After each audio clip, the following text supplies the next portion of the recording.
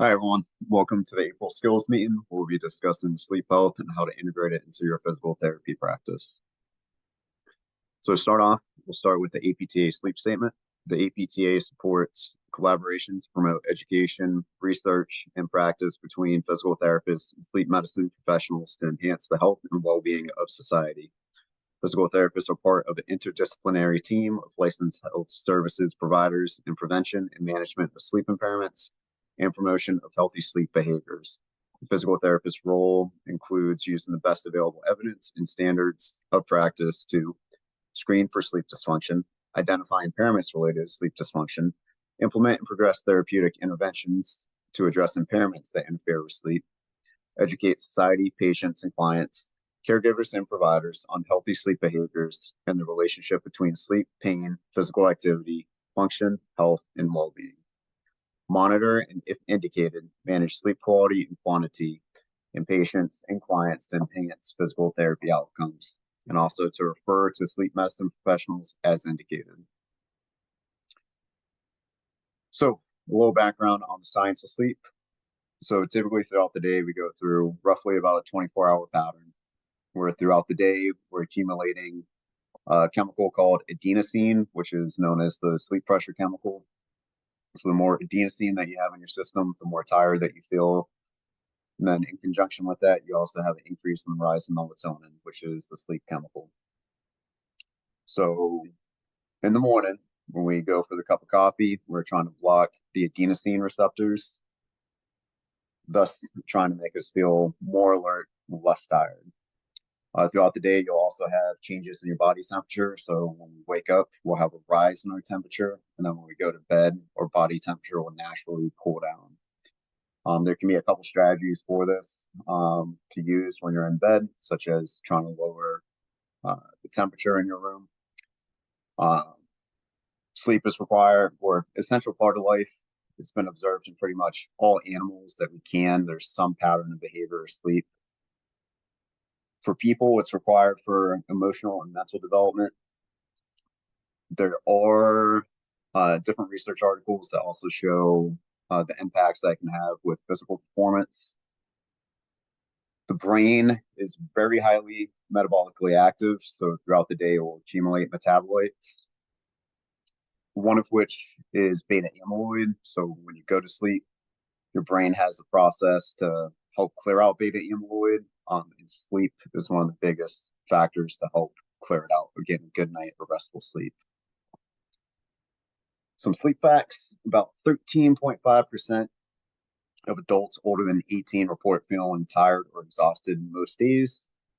More than a third of Americans report getting less than 7 hours of sleep in the 24-hour period.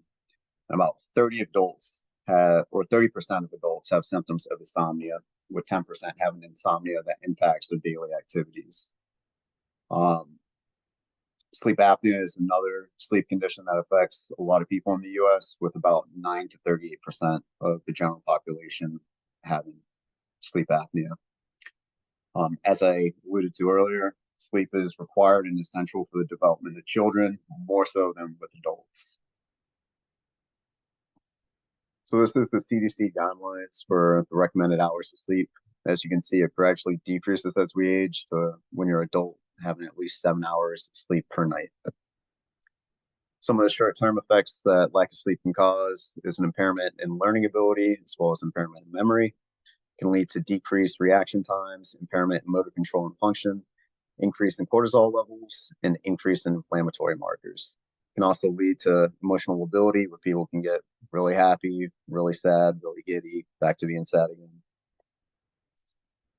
If this is sustained over long periods of time, it can lead to cognitive impairments, increased likelihood of type 2 diabetes, depression, chronic pain, stroke, cardiovascular disease, and Alzheimer's disease.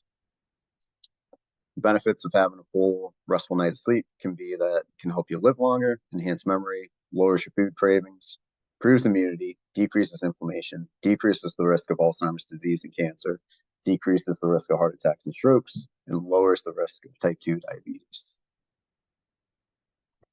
Going into the phases of sleep, essentially have five. NREM has 4 stages, and then you have REM sleep or dream sleep. So in NREM or non-rapid eye movement sleep, you have stage 1, which is a transitional stage where you go from wakefulness to sleep. After you transition into that, you'll enter stage 2 sleep. Stage 2 sleep helps aid in the transfer of information from short-term memories to long-term. So what they've noticed is that you'll have sleep spindles that will occur going from your hippocampus to prefrontal cortex, and that helps essentially transfer that short-term memory into long-term storage. And this can be important with motor learning. So if you have an athlete and they're trying to learn a different motor pattern or decrease knee valgus with squats, whatever it may be, this can be important. And this happens most in the last 2 hours of sleep. So essentially right in this cycle right here. Stage 2 sleep accounts for 45 to 55% of your total sleep. From there, you'll transition into deep sleep, which is stages 3 and 4. Stage 3 is just like stage 1, where it's a transition state. Stage 4 is your deepest state of sleep. This is also when your lymphatic system is active, which your lymphatic system is basically like the lymphatic system, but for your brain. It's made up of your glial cells, which are the helper cells of the neurons. They basically shrink in size at this phase of the night and allows for your cerebrospinal fluid to go in between the neurons and help clear out the metabolites, including beta amyloid. In REM sleep, or NREM sleep rather, you have brain activity, breathing, and heart rate all slow down. Your body temperature will also drop, your muscles will relax. This plays an important role in helping your body repair tissues, help it build bone and muscle, and help strengthen your immune system. Unfortunately, as we age, the quality of NREM sleep that we get significantly decreases. So when we hit 70 years old, unfortunately, about 80 to 90% of the NREM sleep we used to get as teenagers will be gone. There's 2 different factors that they theorize for this. One is that the deep sleep regions of your brain deteriorate. And because they deteriorate, you're getting less sleep, and that deteriorates that part of your deep sleep region further. And then there's also a buildup of beta amyloid that can occur. And this can obviously lead to forgetfulness, dementia, Alzheimer's disease, things along those lines. Last phase of sleep is REM sleep, or your dream sleep. This is about 25% of your total sleep time. What they theorize with this is that it helps with emotional regulation, helps improve memory, and also helps improve creativity and problem solving. So if you have a really complex situation and you're struggling to find what the best route or answer is, you go to bed. Sometimes you'll wake up and you'll have an epiphany, and then suddenly makes sense. They relate that to NREM, or REM sleep rather. Another thing I found interesting was that noradrenaline is largely absent from your brain in this stage. They looked at some patients that had PTSD. Basically, when they try to enter REM sleep, they have a significant increase in noradrenaline. And it can be that their dreams are causing a trigger to happen that relates to that emotional event.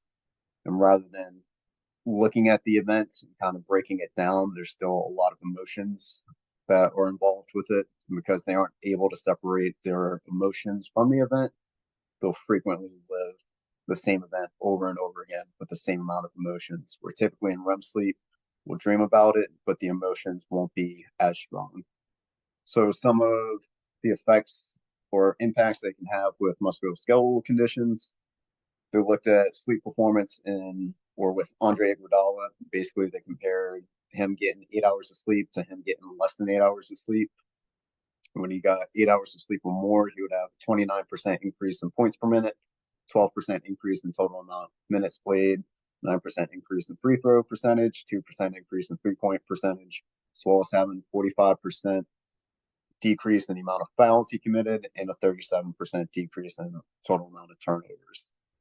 So relating this to PT, essentially with sleep with elite athletes, shows that it can improve their endurance, it can improve their accuracy, and also their attention to tasks. There was a study that was done by AAA, and they looked at the amount of sleep that people would get and their likelihood to get into a car accident. What they found is people that get less than 4 hours of sleep were 11.5 times more likely to get into a car crash than people that were sleeping more than 7 hours. As you see here, even getting 6 to 7 hours of sleep increases your likelihood, but the less sleep that you get, it significantly increases your risk of being into a car accident. So applying the same principles to a musculoskeletal condition with car crashes, there's a lot of different factors that are involved with it. There's a motor control component, there's a cognitive component, reaction time plays a huge role in it, as well as your ability to make micro adjustments to evaluate your surroundings, adjust the wheel, make adjustments in your speed as needed to avoid accidents from occurring. Same thing can be applied to anyone playing sports or workers or pretty much anyone. All those principles apply to those cases, and having a decreased awareness of your environment and what you need to do to protect yourself can be the difference between having a fall and not having a fall, having an injury and not having an injury. Another study that they looked at was performed in middle and high school athletes. The study was performed over a 21-month period, and essentially what they did is they handed out surveys to athletes and asked them how many hours of sleep they got on average during their season. Those athletes that said they got 6 hours or less of sleep had about a 73% increase in their risk of injury. Meanwhile, those that got 9 hours or greater had a likelihood of around 18% of sustaining an injury within that 21-month window. So as PTs, what questions would we ask the screen for this? So as you can see, it's essentially asking how many hours of sleep that someone gets a night, whether or not they feel satisfied, have difficulty falling asleep, staying asleep. Do they find themselves consistently tired throughout the day? And does this impact their day-to-day activities? Cool thing is, the photo essentially already does that job for you. So with the promise scale, it's based on essentially 50 is the normal, and then every 10 points away from 50 is a standard deviation away from the norm. So with the promise scale, the lower that you get, actually better it is. Meanwhile, the higher the score, the more sleep disturbances someone has. So someone going from 50 to 60 would be that they have a standard deviation increase in their sleep disturbances. Meanwhile, someone going from 50 to 40 would have a standard deviation decrease in their sleep disturbances. So as you can see as an example here, someone at their intake rated their sleep quality fair. They said their sleep was somewhat refreshing. And then at reeval, they said their sleep quality was good and that their sleep was quite a bit refreshing. And that's also reflected in their score going from 50 to 41. So now let's get into referral guidelines. So with the DSM for insomnia and hypersomnia, they're both very similar. So there's 3 categories or 3 boxes to be checked off. 1 is dissatisfaction with sleep. 2 is that their lack of sleep or lack of refreshing sleep is impacting their day-to-day abilities. So distress at work, educational distress, academic distress, causing personal distress with relationships, as well as the sleep occurring for 3 nights per week for at least 3 months. Insomnia is having like less than 7 hours of sleep, and hypersomnia is getting more than 7 hours of sleep, but still not feeling refreshed. So if you want, you can go between these two, but you can see their guidelines are pretty much the same. But the thing that's nice is that these questions are essentially screened for at the beginning. So if you do notice that the promise score is higher, it could or would likely lead you to ask further questions to see whether or not this person is appropriate for referral to a sleep specialist. Now for guidelines, pretty straightforward. First one is be consistent, try to go to bed at the same time each night and wake up around the same time each morning, including on the weekends, and try to allow yourself at least 7 to 9 hours of sleep opportunity if possible. Obviously, life happens, we can't always abide by it. 2, make sure your bedroom is quiet, dark, relaxing, and at a comfortable temperature. 3, try to remove all electronic devices such as TVs, computers, and phones from your bedroom. 4, avoid large meals, caffeine, and alcohol before bed. 5, don't use tobacco. 6, try to get some exercise. Physical activity can help improve your sleep drive. So if you're interested in reading further into sleep and how it applies to physical therapy, here's the link to the APTA website, as well as the website for the CDC and National Institutes of Health. One book that dives into this to a greater extent that I thought was a good read is Why We Sleep. I believe it was released in 2018 by Dr. Matthew Walker. Goes into a lot more depth. So if you are interested into this type of thing, highly recommend it. So appreciate your time. Hopefully I didn't lull you guys to sleep with that presentation. Hopefully you guys took something away from it. If you do have any questions, as always, feel free to shoot me an email or message me on Teams. Thanks, guys.